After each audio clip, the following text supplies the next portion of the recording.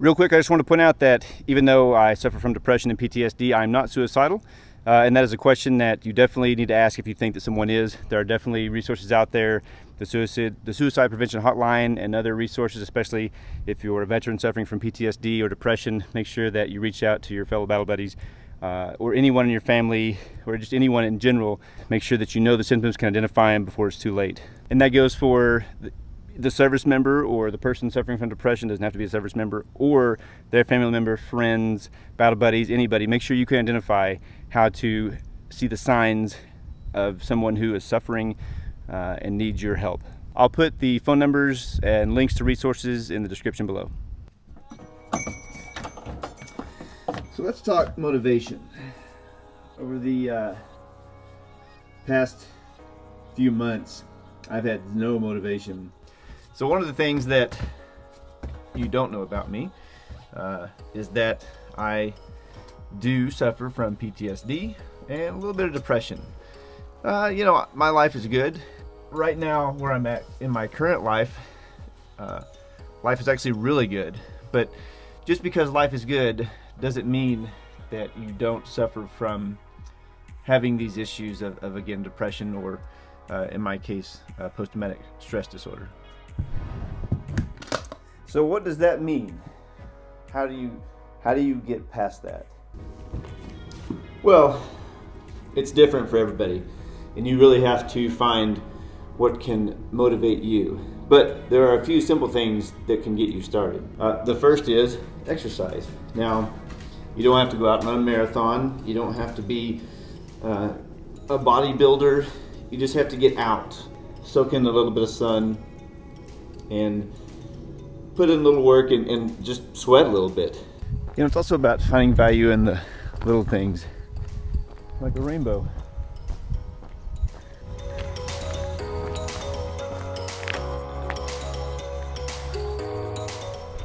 One of the other things that's super important is don't lie to yourself. Be able to admit, you know, that you do have issues.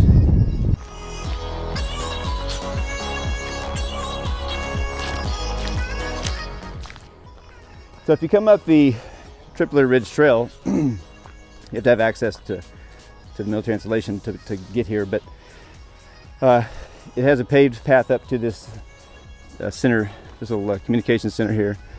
And then it goes onto the actual trail section right here, which is fairly overgrown, especially right now. It's the rainy season, you know, and this trail here kind of pushes its way up.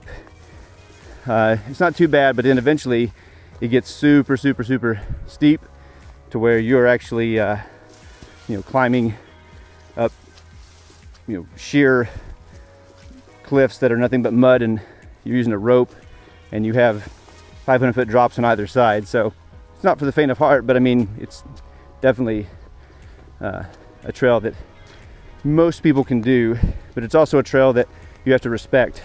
But this right here, you know, this is just kind of the camera's not going to do this justice, but this is a very steep incline. I mean, you can see how these power poles right here, they just go straight down on the other side here, straight down over here, and looking up, you know, you almost get vertigo.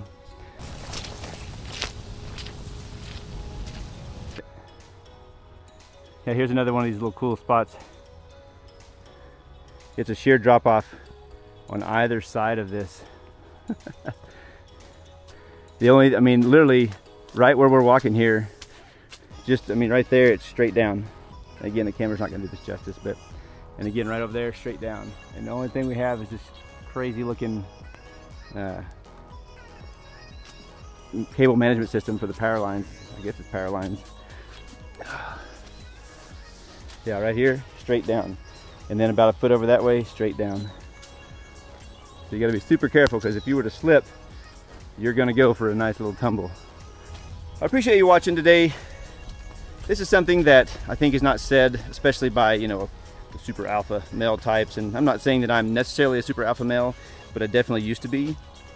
You know, I used to be super macho and, you know, all that stuff, and wouldn't admit my own weaknesses and tried to hide them and overcompensate. And, you know, it's just one of those things to where if you want to be successful, you have to realize where you're lacking in, and you know, have to talk to somebody and take the appropriate action to be successful. Now that doesn't mean that you should expect handouts or should expect everybody to feel super sorry for you, especially if you're in the military. I hate people say, oh, you know, poor you served in the military and you had it so hard. And the reality of that is, no, the military is an awesome place to work. They give you everything you need. The pay is great. You know, it's are you going to be a millionaire? No. But are you ever going to go wanting for anything? No. At the end of the day, like I said, my life now is great, but I still do suffer from depression and PTSD. Everything from childhood trauma to combat trauma to, you know, just life. It's just the way it is. We can't always be happy-go-lucky and the world is great, but we can identify when it's not great and try to make it better.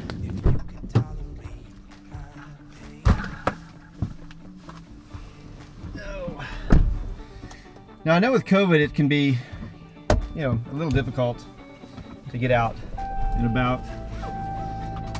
Not in nature, but in the regular world. I don't know what you would call that.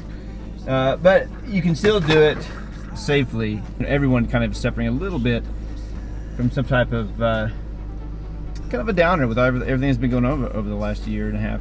When I look back over the last 25 years, you really see how you develop as a person for the better or for the worse, you know. And so I started out, you know, for the better, up, apex. You know, I was kind of the golden child. I was the top performer. And then I had a catastrophic event, knocked me down a bunch of pegs. It derailed, you know, kind of my life. And I, you know, kind of went back and I went on this sharp downhill. I think that it helped me, in particular, kind of gain perspective and really see what, you know, my whole life was about. You know, it wasn't just the military. There was more to it. And once I was able to kind of understand that and grasp that concept, and then retire and make some changes in my life that, for my mental well-being, I was able to then go back on that uphill slant.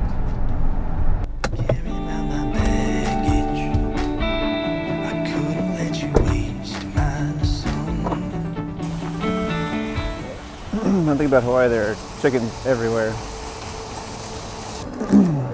How you doing? Doing okay, how are you? Good. We'll check, make sure everything's going perfectly and looks okay. Carter, Arlo, Merry Christmas. Thank you. Warren, Sarah, Charlie. Yeah, it's good. Alright, thank you. Have a wonderful day. How you doing? Alright, so I need to get these boxed and shipped the cheapest way possible. I don't care when they get there. Okay. So if USPS little boxes are faster or UPS, you know, doesn't matter. It's going to be 5505 today. Okay. Using a card. Apple Pay. Apple Pay. I'll circle the tracking numbers. When I can send you, try to pick up that tomorrow. All right, awesome. Thank you. Have a nice day. You too.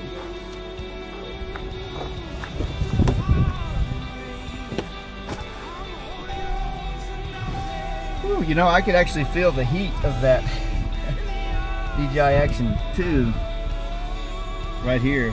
I let it was running for at least a good 10-15 minutes, and definitely could feel it warming up right here.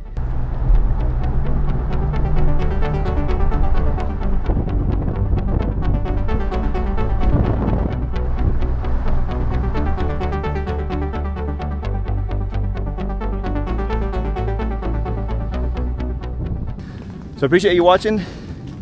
Remember to get outside and explore. And the reason I really push that is because this helps you to really feel better. You know, getting out of your surroundings, or you're seeing your surroundings, getting out of your comfort zone, just really helps you appreciate life and live it to the fullest, you know.